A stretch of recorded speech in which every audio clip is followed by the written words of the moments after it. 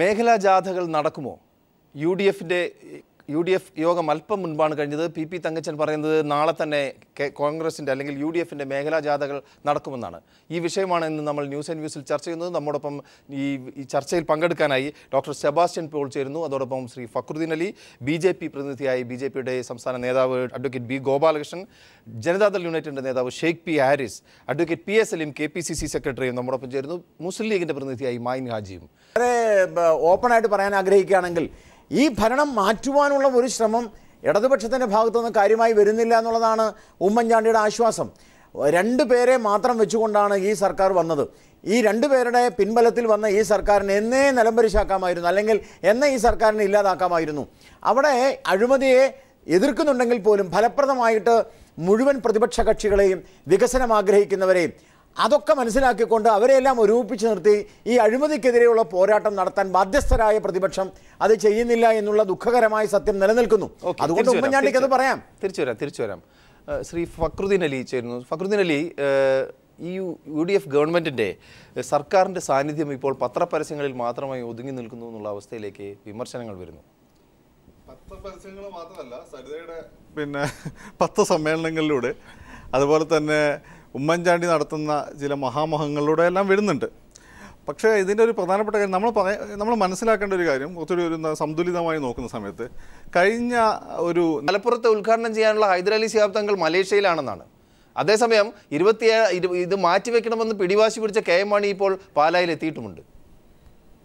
മേഖലാ ജാഥകൾ നാളെ തന്നെ തുടങ്ങാൻ തീരുമാനിച്ചിട്ടുണ്ട്. അത് ഇന്ന് UDFന്റെ യോഗം ചർച്ച ചെയ്ത് അന്തിമമായ തീരുമാനങ്ങൾ എടുത്തിട്ടുണ്ട്. പരിപാടികളെ സംബന്ധിച്ചിട്ടുള്ള അവസാന ഘട്ടത്തിന്റെ രൂപങ്ങൾ നൽകിയിട്ടുണ്ട്. അത് നാളെ തന്നെ ആരംഭിച്ച് 25-ാം തീയതി അവസാനിപ്പിക്കുന്നത് അനുസരിച്ചുള്ള ക്രമീകരണങ്ങൾ നടത്തിയിട്ടുണ്ട്.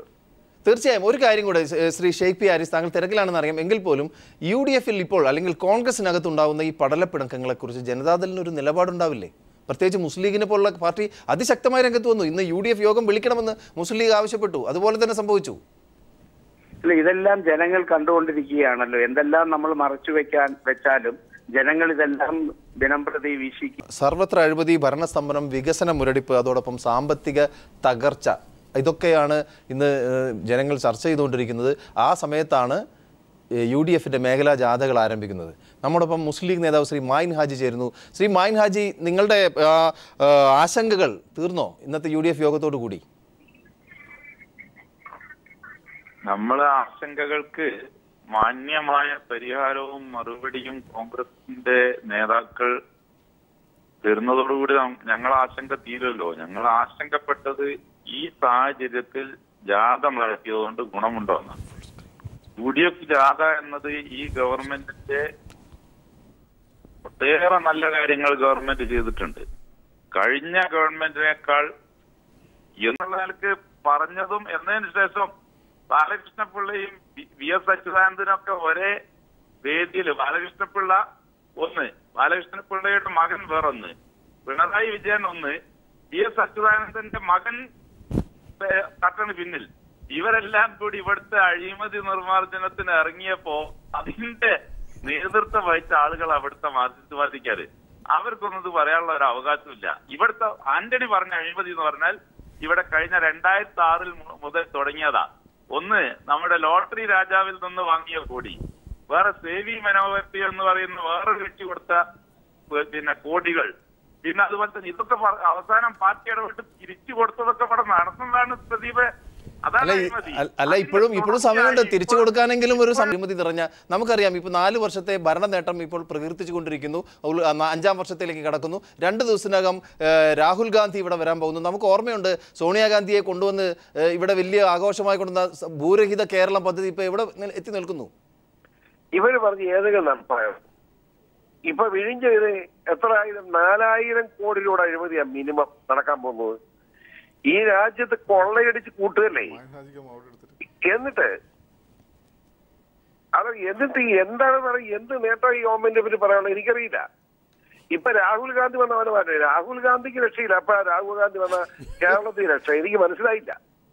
തിരിച്ചു വരാം. ശ്രീ ഫക്രുദ്ദീൻ, UDF ജാഥ പ്രഹസനമായി പോകുമെന്ന് ആണ് ലീഗിൻ്റെ ഒരു വിഷമം ഉണ്ടായിരുന്നത്. പ്രത്യേകിച്ച് ഇങ്ങനെ കോൺഗ്രസിലെ നേതാക്കൾ തന്നെ അന്യോന്യം വെട്ടി നിരത്തുന്നു. അങ്ങനത്തെ ഒരു സാഹചര്യം. അവർ AK ആന്റണി വന്നൊരു അഴിമതിയെക്കുറിച്ച് പറയുന്നു, VD സതീശൻ മറ്റൊന്ന് പറയുന്നു, KC ജോസഫും മറ്റുള്ള ആളുകളും അതിനെ എതിർത്ത് പറയുന്നു.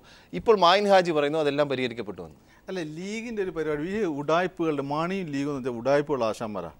കാരണം എന്ന് വെച്ചാൽ ഞങ്ങൾക്ക് ഇതിലൊന്നും പങ്കില്ല, ഇത് കോൺഗ്രസിൻ്റെ പ്രശ്നമെന്ന് പറഞ്ഞുകൊണ്ട് എല്ലാം കോൺഗ്രസിൻ്റെ തലയിൽ അടിച്ചേൽപ്പിച്ചുകൊണ്ട് സ്വയം രക്ഷപ്പെടാനുള്ള സംഭവം ഒരു വഴിയാണ് ലീഗ് അന്വേഷിച്ചുകൊണ്ട്. ഇന്ന് ലീഗിൻ്റെ പ്രസ്താവന ആ രീതിയിലാണ് നമ്മൾ കാണേണ്ടത്. കാരണം നേരത്തെ നിങ്ങൾ തന്നെ ചൂണ്ടിക്കാണിച്ച പോലെ 5ാം മന്ത്രി തൊട്ടിട്ട് ഇന്ന് ഈ പറയുന്ന SSLC മാർക്ക് ദാനം ഉൾപ്പെടെയുള്ള വിഷയങ്ങൾ ഈ ഗവൺമെൻറ് ഏറ്റവും കൂടുതൽ അപകടത്തിലാക്കിയത് ഈ ലീഗാണ്. പിന്നെ രണ്ടാമത്തെ കാര്യം, കേരളത്തിലെ മുസ്ലിങ്ങളുടെ മൊത്തം ചുമതലയൊന്നും ഈ മായിൻ ഹാജി ഏറ്റെടുക്കേണ്ട, NDF തന്നെ ഏറ്റെടുക്കുക. അവിടെ വലിയൊരു ജനവിഭാഗം മുസ്ലിങ്ങളുടെ ഇടതുപക്ഷ അനുഭാവികൾ കൂടിയാണ്, അല്ലെ കോൺഗ്രസ്സുകാരാണ്. ഒന്നാമത്തെ കാര്യം. രണ്ടാമത്തെ കാര്യം, ഗണേഷ് ഇദ്ദേഹം പറഞ്ഞത് ഞാൻ കൈരളി ചാനലും മറ്റേതും AK സെന്ററിന് പുറത്ത് കാണുന്നില്ല എന്നല്ലോ. ഇദ്ദേഹം ആ ലീഗ് ഹൗസിന്റെ പുറത്ത് കേരളം കണ്ടിട്ടില്ല. അതുകൊണ്ടാണ് ഗണേശിനെ കണ്ട് വലിയ ആരോപണമാണ് ഇദ്ദേഹത്തിന്റെ മന്ത്രിയായ കുഞ്ഞാലിക്കുട്ടിയെ പറ്റി മുമ്പുണ്ടായത്. അതെങ്ങനെയാണ് ഒതുക്കി തീർത്തതെന്നൊക്കെ